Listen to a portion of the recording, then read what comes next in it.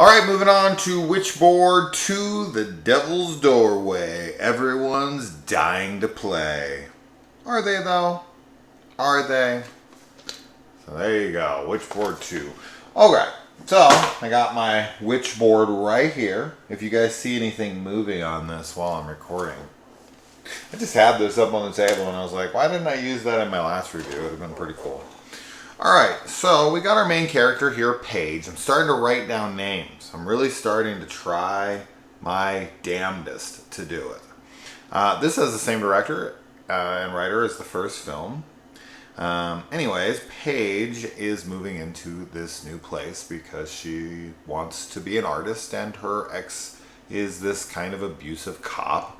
And she's going to start anew and go after her dreams. And I like this one. I like this one quite a bit. And even though the acting in this feels kind of cheesy, I still like it. Like the acting. I still like the characters. I'm still into it. And I just finished Witchboard The Possession right before I started on this, part 3. And I really enjoyed that as well. So this is a really solid franchise. This is a really solid franchise for like B movie lovers. For sure. So I hope that Vestron or somebody like that will release a trilogy Blu-ray. That would be awesome. 100% pick that up. No question. So, anyways, anytime I see a movie where it has this whole like person moves into a new house thing, I always just think, how many horror movies specifically, are about people moving into a new place? Like, I get the setup, right? It's a new, unfamiliar place. It's why the evil would start right at that time. It's, they're kind of locked into the place because they just moved in and they're financially burdened, from putting the down payment, and they want to stick it out because it's their dream home, and they think there's so many things you can use, and of course it builds to that tension of like, if you've ever been in a new location, you know how awkward that first day or week is, where you're kind of in the house and you live somewhere else for years and you're looking around and you're like, these are not surroundings I'm familiar with, And I've moved a lot in my life, so I'm very familiar with that feeling. But yet again, it's just so many movies, so many horror movies start with someone moving into a new house. But this time we got Paige. And she is on the cover of Ticks. As soon as I saw her, I was like, I know her face. And then I looked up her stuff and I saw the Ticks box cover. And I was like, oh yeah, that is the girl in the Ticks box cover. And she's also one of the stars of Pumpkinhead 2. And then we've got Russell, who's the nice guy in the building, who is kind of like a red herring in this movie. He is from Leprechaun 3, which I feel like I kind of picked up on, because I do like that one. Even though Leprechaun 4 of the original franchise actually ended up being my favorite of my rewatches, which really surprised me. It was just the most fun of them. I just did not expect that. But that was years ago, and I don't even know what I feel now. I mean, Leprechaun Returns, the newest one by Steven Kostanski, is easily the best Leprechaun for me. No doubt about it. But of the original series, on my rewatch a few years back, it was part 4, the one in space. I couldn't believe it. Anyway, this landlord that she has is a total creep.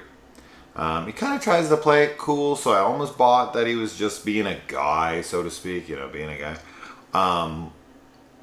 But then we find out that, like, oh, no. He was, like, fucking tenants for, like, their rent money and such. I was like, oh, no. While he has a wife at home? Nope. And he has this hippie wife who's this total ditzy airhead who thinks she still lives in the late 60s and acts as such. We got the abusive ex-cop named Mitch, and he's coming around and he's very aggressive. And this movie's interesting because he ends up getting the girl in the end, and the nice guy who's like there for her doesn't. He dies. and Mitch, the asshole, gets the girl. I don't know how I feel about this. In one way, I like that it's different. I like that that's not predictable. In another way, fuck this guy. Fuck this guy. The things that he does to her in this movie, belittling her dreams and being aggressive with her and stuff. Hell no. This guy don't deserve this girl. He don't deserve any girl acting like that. So that is really a bizarre thing in this movie. But there you go. I don't know how you guys feel about that. I like that it's changed. I like that they change it up for sure. But this guy doesn't deserve her. So, I don't know.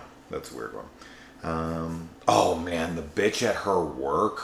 Ooh, you know something's coming, and when she kind of gets the demon inside of her, and she comes back to work and she gets in her face and she tells her off, that scene's fucking rad, man. To see that chick, like, everybody has those people at work in their life, whether it was when you were your kid or whether it's not, it's right now, currently, and maybe they're higher up or they're at the same level or even lower, but you just can't tell them off because you would get fired, reprimanded, whatever.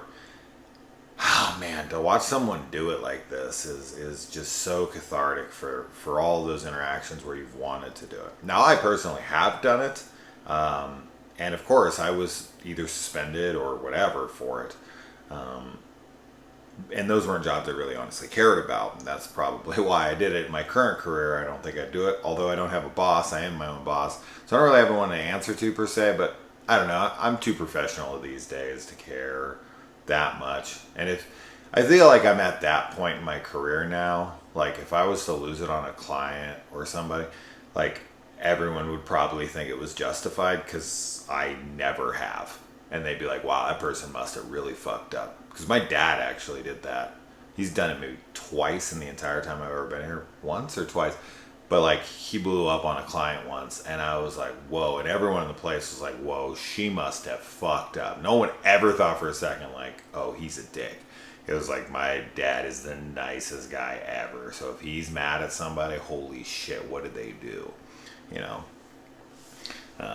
But God, watching her tear this girl apart, get in her face, I'll fucking hit you or kill you, or I can't remember. I think I have it written down here. I'll get back to it.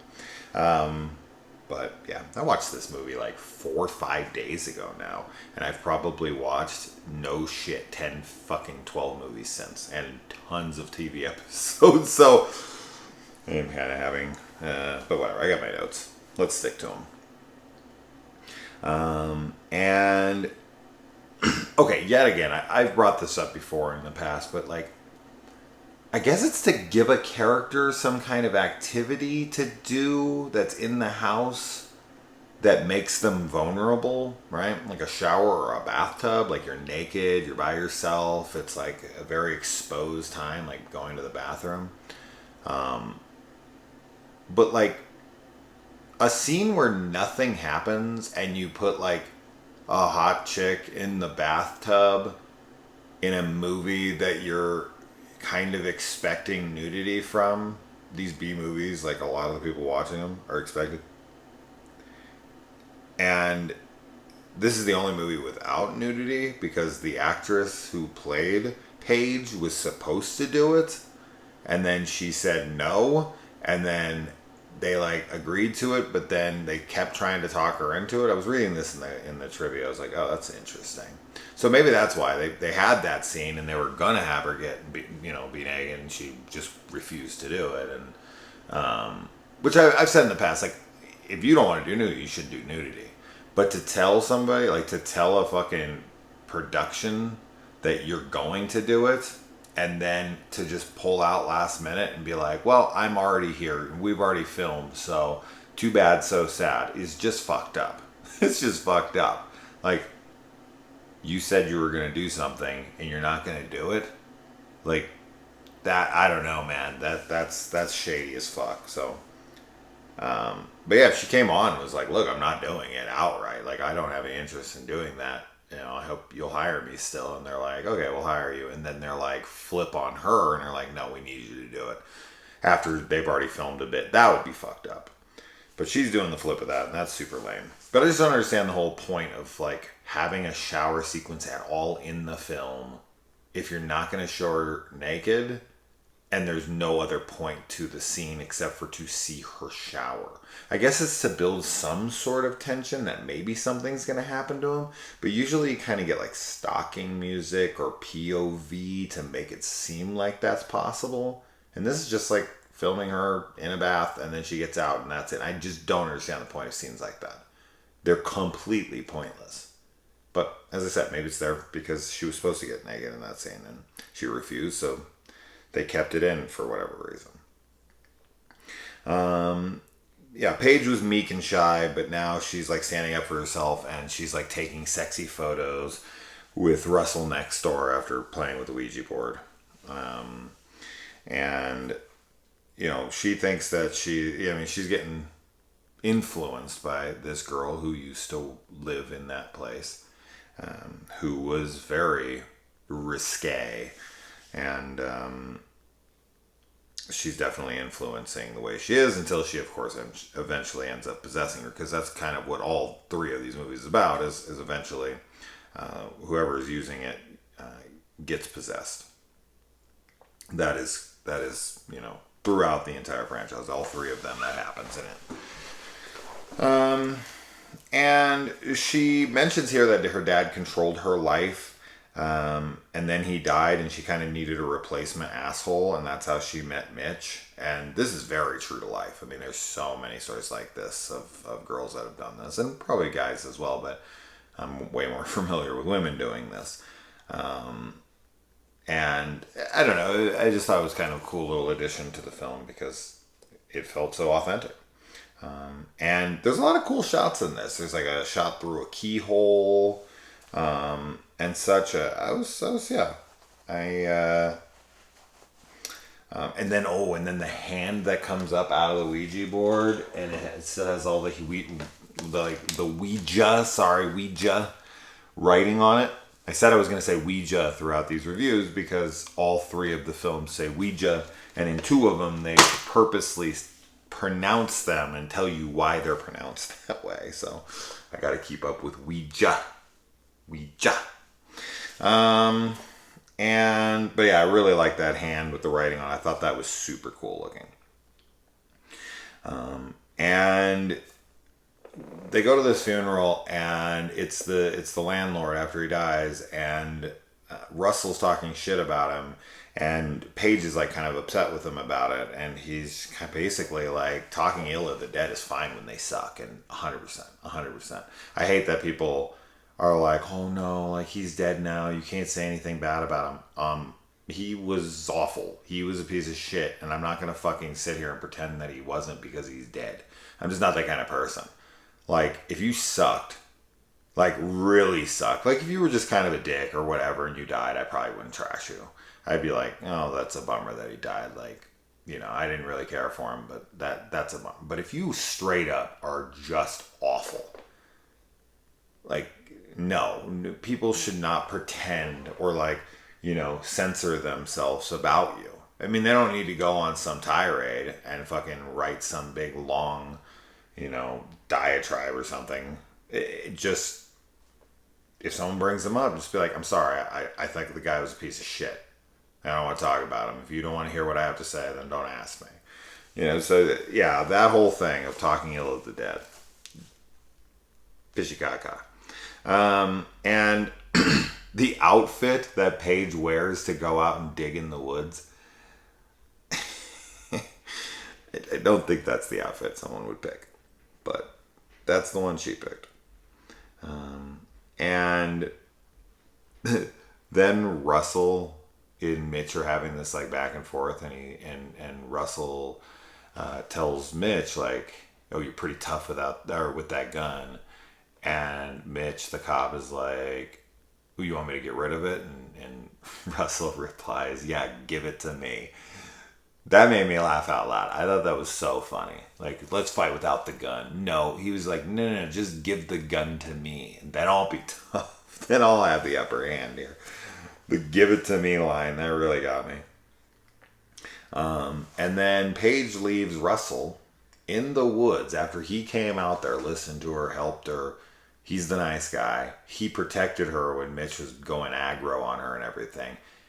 And then Mitch, the abusive idiot, ends up playing off of her, weaknesses and knowing her inside and out, and is able to convince her to go home with him and leaves Russell in the middle of the fucking woods by himself as this dickhead drives off with the girl.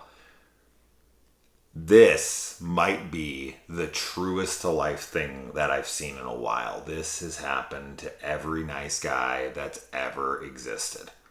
And you know if you're one of those guys. Sure as hell happened to me.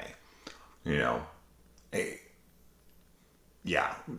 The amount of times that girls have left the nice guy, with his dick in his hand, almost literally, to go back to their shitty, abusive, demonstratively awful fucking boyfriends or whatever is just a number beyond my comprehension. I know so many, not even just from dating like them, but like just being around women, being a hairdresser for so long, being around so many women. It's maddening. It's fucking maddening. But on the flip side of that, guys love, not all guys, of course, we're generalizing here, but a lot of guys love really fucking wild, crazy women.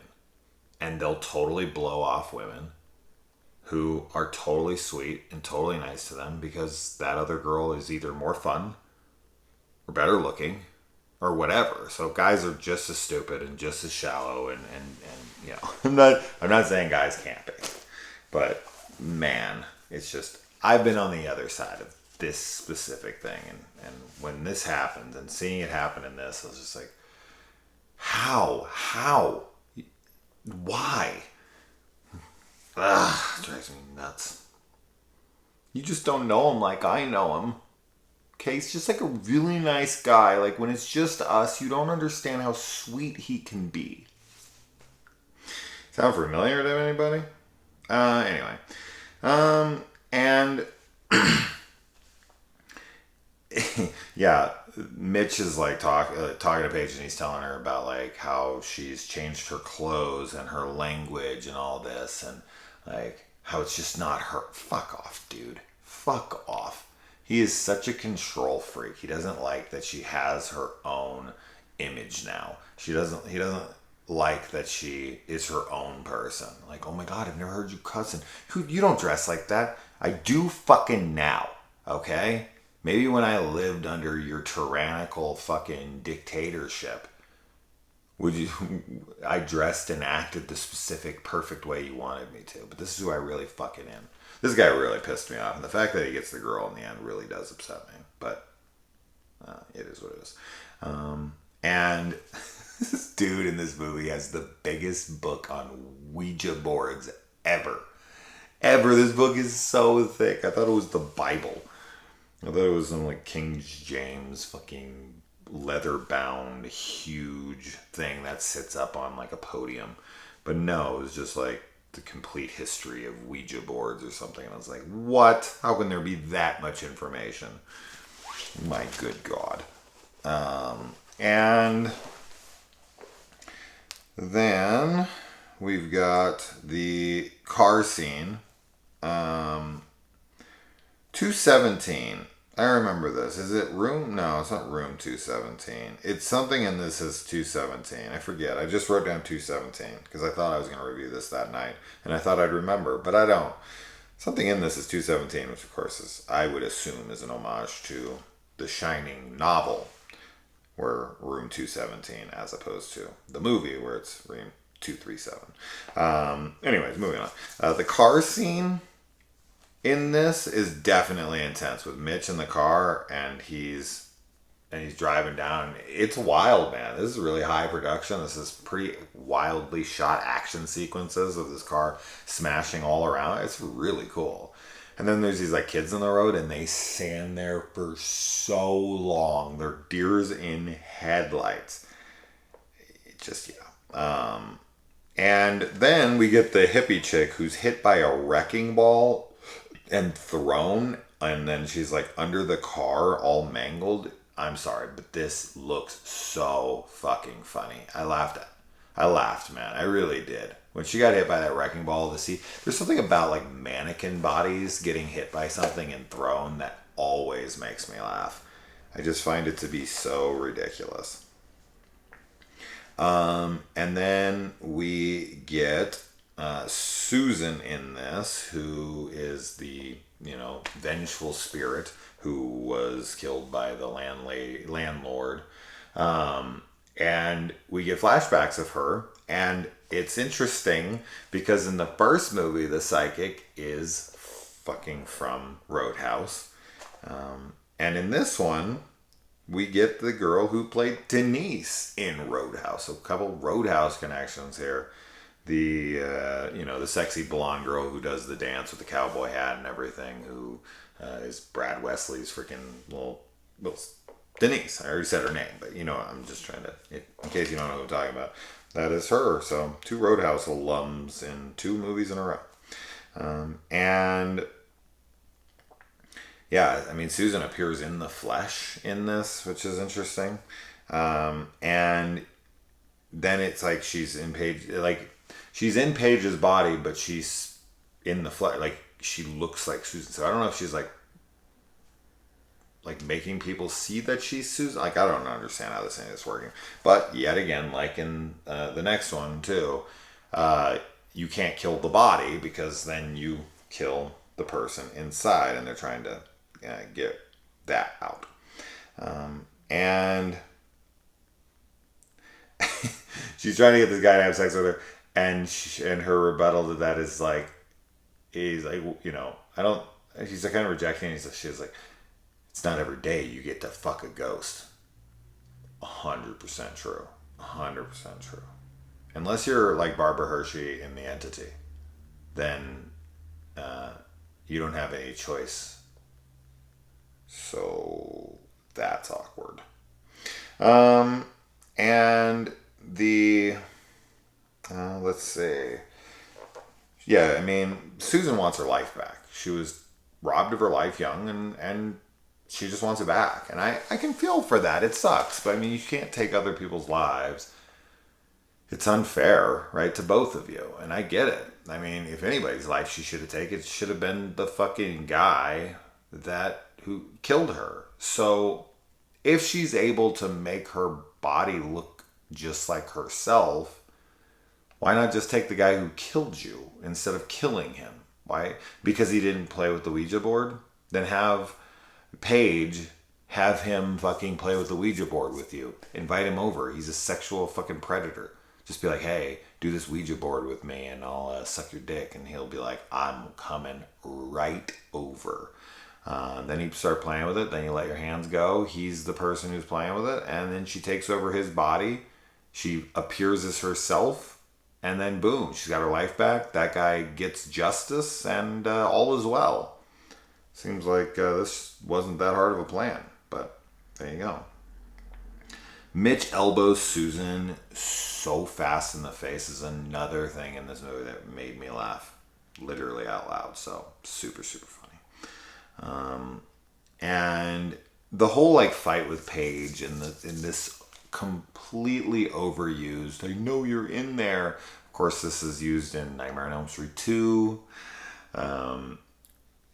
When Jesse is in there and Lisa is trying to get him out, and it's like, I love you, Jesse, and all that stuff, and it's finally he breaks it.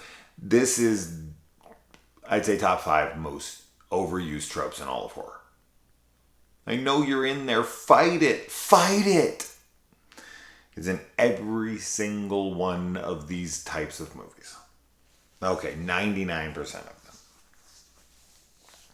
them. And then, of course, they just destroy the Ouija board and they win. Ouija.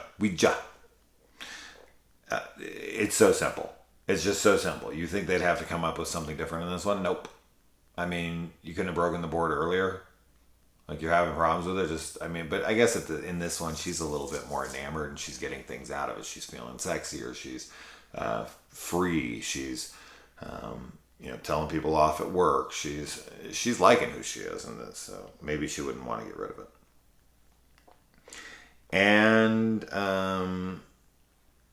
we get Jim as the garbage man in this. So Jim from part 1, the actor who plays Jim, is the garbage man in this, and this is where the planchette writes yes so fast across the fucking thing. I think at the end of the first one, I was saying that it wrote, I couldn't remember what it was. I was kind of confusing it with this, but I think it does something very similar in the first movie as well. Like, does this board still work or something? And it's like, yes. And same thing here. So I think this is just kind of like the ending that Kevin wanted for both of his films. But there you go. Witchboard 2, The Devil's Doorway. Anyone a fan? I'm moving on to the third one. See you there. Adios.